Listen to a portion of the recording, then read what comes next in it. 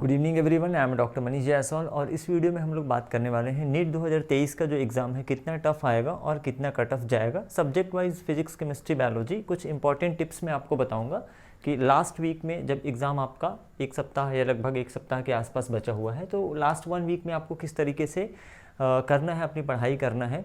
तो सिंपल सी बात यह है कि देखिए, पूरे 1 वीक में अगर हम देखें तो पूरा का पूरा नहीं पढ़ा जा सकता।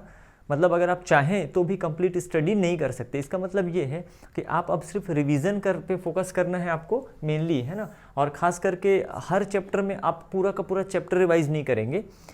उस चैप्टर में जिस सेगमेंट पे आपको फील हो रहा है कि ये सेगमेंट आपका वीक है, ये पार्ट आपका कमज़ोर है या इस पार्ट से क्वेश्चंस नहीं बन रहे हैं और ऑलरेडी आपने वो चैप्टर पढ़ा हुआ है, तब आप उसको प्रॉपर तरीके से उस पार्ट को रिवाइज कर लीजिए। जैसे अगर मैं एग्जांपल बायोलॉजी का लेता हूँ तो बायोलॉजी में जैसे आप चैप्टर वाइज रिविजन करना स्टार्ट करते हैं तो जो सेगमेंट या जो पार्ट आपको पहले से आता है डेफिनेटली एग्जाम में भी वो आपसे बनेगा ही बनेगा।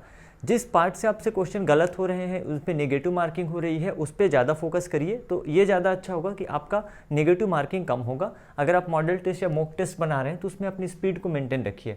जो कॉन्सेप्ट वाली बातें हैं तीनों सब्जेक्ट में, फिजिक्स, केमिस्ट्री और बायोलॉजी में, जो कॉन्सेप्चुअल पार्ट है उसको आप अलग से भी लिख लो, क्योंकि एक दिन जब एग्जाम बचा रहेगा ना तो इसी जो आप अलग से नोट्स बनाओगे, जो शॉर्ट नोट प्रिपेयर करोगे, उसको आप 1-2 दिन पहले रिवाइज कर सको। पूरी थ्योरी बुक नहीं लिखनी है आपको, सिंपल वे में वो पॉइंट्स को लिखना है जिसको आप याद रखना चाहते हैं और जनरली भूल जाते हैं। तो उस कॉन्सेप्चुअल पार्ट को फिजिक्स, केमिस्ट्री, स्पेशली बायोलॉजी के, लाइक कोई साइंटिस्ट का नाम है, कोई इकोलॉजी में एयर वगैरह हैं, ठीक है, कोई मोंटियर प्रोटोकॉल कब आया था, क्योटो प्रोटोकॉल कब आया था, पर्पस क्या था, ये सारी चीज़ों को आप अलग से लिख सकते हो। यदि आपको याद नहीं है तो जब आप PYQ बना रहे हो तो इस समय भी आपको कई सारे कॉन्सेप्ट मिलते हैं जिस पे या जो क्वेश्चन आपसे गलत हो गया है उस क्वेश्चन के कॉन्सेप्ट को ना आप अलग से अपने शॉर्ट नोट्स में लिख लो। ये आपको लास्ट मोमेंट पे 1 या 2 दिन जब बचा रहेगा आपका एग्जाम तो बहुत काम आता है। ये चीज़ मैंने खुद रियलाइज़ किया हुआ है।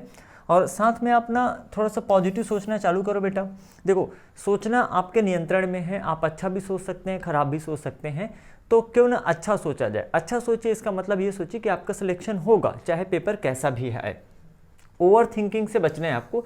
ज़्यादा सोचने का मतलब ये ज़्यादा बार बार मत सोचो मेरा सिलेक्शन नहीं होगा तो मैं क्या करूँगा, है ना, अगर कट ऑफ मार्क्स बहुत हाई चला गया तो मैं क्या करूँगा। देखो, एग्ज़ाम जब आता है पास में तो हर स्टूडेंट के साथ जिसने मेहनत किया है, पढ़ाई करी हुई है, तो ये सब विचार दिमाग में आते हैं, लेकिन आपको उनको कोशिश करना है, उनको अवॉइड करना है। मतलब आप अपने दिमाग को ना एंगेज रखो, अपने मस्तिष्क को बिजी रखिए, है ना, इन सब काम में बिजी रखिए। खाली नहीं बैठोगे तो आपको ओवर थिंकिंग नहीं होगी। जैसे ही आप खाली बैठ जाओगे तो आपके तरह तरह के विचार आते रहेंगे, ठीक है। देखो, जो होना है सो होके रहेगा। आपने मेहनत किया तो आपका रिजल्ट होके रहेगा, नहीं किया है तो आपको मौका मिलेगा मेहनत करने का। डेफिनेटली गलती सुधार का अपॉर्चुनिटी हर किसी को मिलता है, तो वो हम लोग तब बात करेंगे जब नीट का एग्जाम हो जाएगा। अब इस पे आते हैं कि अभी जो नीट 2023 का जो पेपर है कितना टफ आएगा। दिमाग में सवाल है, टफ आए या इजी आए, देखिए वो सबके लिए आता है ना। पेपर जो है टफ हो या इजी हो वो सबके लिए होता है, तो बहुत ज़्यादा सोचने की ज़रूरत नहीं है। पेपर चाहे कितना भी टफ आएगा, ये मान के चलिए आप कि आपको उतने क्वेश्चन बनाने हैं जिससे आपका सिलेक्शन हो जाए, ठीक है। टफ आने से कोई फ़र्क नहीं पड़ता। टफ आने से बस इतना होता है कि जो कट ऑफ होता है वो कंपैरेटिवली थोड़ा लो हो जाता है। लेकिन जिन बच्चों का सिलेक्शन होना है, पेपर इजी आए या टफ आए, दोनों ही परिस्थितियों में होता ही है। पेपर टफ भी आएगा, कट ऑफ नीचे जाएगा तो भी आपका सिलेक्शन होगा। पेपर इजी आएगा तब आप ज़्यादा अटेम्प्ट करेंगे, बाकी लोग भी ज़्यादा अटेम्प्ट करेंगे। 21 लाख लोगों ने फॉर्म भरा हुआ है, 1 लाख से ज़्यादा MBBS की सीटें हैं, तो डेफिनेट सी बात है कंपटीशन तो है, ऑलवेज रहा है, हमेशा रहा है। पर इस बात से कतई फर्क नहीं पड़ता। दिमाग में अगर आपने पहले से भर लिया कि फिजिक्स टफ आने वाला है, कोई बोल रहा है केमिस्ट्री टफ आने वाला है, कोई बोल रहा है बायोलॉजी टफ आने वाला है, आप इन चीज़ों को दिमाग से निकाल दो।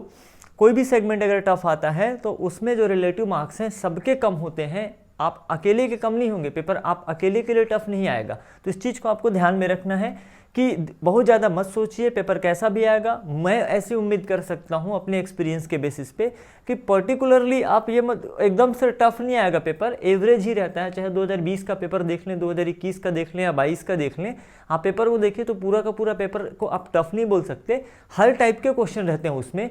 ये मान के चलिए कि आपके सिलेक्शन के लिए तो क्वेश्चन पड़े हुए हैं, भरे पड़े हुए हैं। आउट ऑफ 200 मैंने प्रीवियस वीडियो में बताया था कि कितने कितने क्वेश्चन पे आपका सिलेक्शन हो सकता है। आपको सिर्फ उतने ही क्वेश्चन अटेम्प्ट करके भी सिलेक्शन मिल सकता है, एक अच्छा गवर्नमेंट कॉलेज मिल सकता है। तो आप ये ज़्यादा मत सोचिए कि पेपर बहुत ज़्यादा टफ आएगा या बहुत ज़्यादा इजी आएगा। मुझे पर्सनली ये लगता है कि पेपर जब इजी आता है ना तो सिलेक्शन टफ हो जाता है, क्योंकि उस केस में एवरेज स्टूडेंट भी या बहुत सारे बच्चे उस रेंज में या उस मार्क्स रेंज में अटेम्प्ट कर देते हैं। तो बेटर ये है कि ठीक ठाक टफ आना चाहिए paper. Hope so, best of luck for exam. ऐसे ही किसी इन्फॉर्मेटिव वीडियो के साथ मिलते हैं। Thank you very much.